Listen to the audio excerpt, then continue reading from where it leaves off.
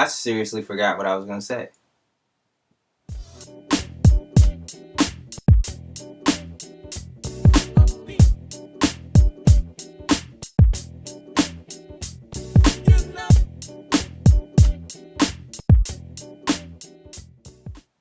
Yo, so I remember now, and I think it's a perfect segue to what I want to talk about today. True story that really just happened just now. But anyway, welcome back to the Thinkin Chair chat, and I'm really excited to have this conversation today because although I totally, truthfully forgot what I was going to say when I came and sat down, I kind of feel like that happens a lot when we have the responsibility to communicate on a regular basis, right? So like you killed it this time, but what about the next time, right? And so it's not so much as like forgetting, like I just forgot, but it's more like not knowing what to say or what to do next, right? So you killed it this week, or you killed it with this article, or you killed it in terms of how you engage your audience this time, but you got to do it again, and you got to do it on a regular basis. And so I really want to help you with that, and I want you to do this one simple thing that'll make a world of difference, and that is think in terms of themes.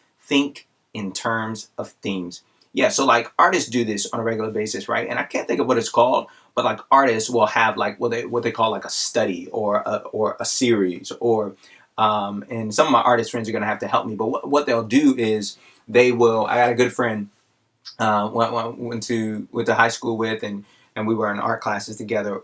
She spent like months, years on this one particular lithograph like style, right? And all her pieces, like she's a professional artist. She works in a studio every day of the year, whatever. And that's her job, to create art. And so like for years she did this one kind of print strategy. And I think themes really help us to kind of create a consistent content stream, right? But then also to help us to think clearly and kind of like in a linear fashion about what it is that we need and want to communicate, right? So by doing a theme, or by communicating using themes, I'm able to take my audience on a journey, right? So whether that theme is, being generous givers, or being more compassionate, or sometimes maybe Bible characters or Bible books, to work with something that is thematic means that today is not the end. You got to get the rest tomorrow. This is not the final one. This is not the only one. You're going to need to get the rest of this. So, you're not going to want to miss. You should have missed today. I remember the old evangelists used to say that if you were going to miss any night, you should have missed tonight. You don't want to miss tomorrow night. You know what I mean? But the easiest way to do that is to make sure that tomorrow or the next week or the next piece is a continuation of this one.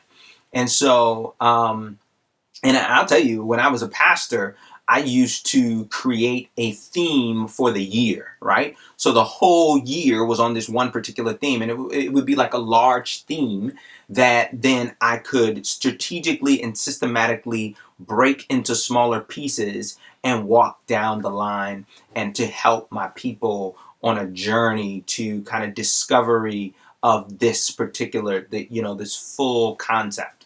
So next week is always a continuation, and if you're a blogger, that there's part one, part two, part three, part four, like the 5 keys to. And if you've been following this series, you've seen me do that a couple times, right? There's like a part two to a video, or there's a 5-part, the 5 temptations, right? So you have these themes so that it helps you to continue, and it helps you as a thinker and a writer to kind of grow in your thinking, and to develop concepts and ideas that kind of expand and grow over time. So once again, think in terms of themes. It'll help you to prepare not just this one, but the next one, and help you to keep your audience engaged.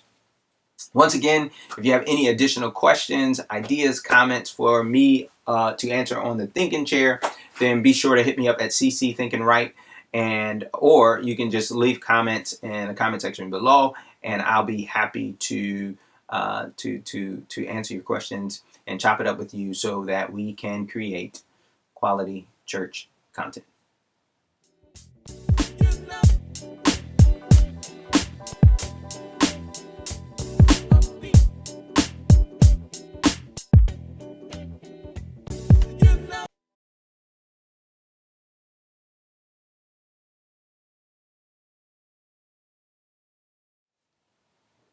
So here's a little bonus episode or bonus idea or whatever you want to call it. But this is extra.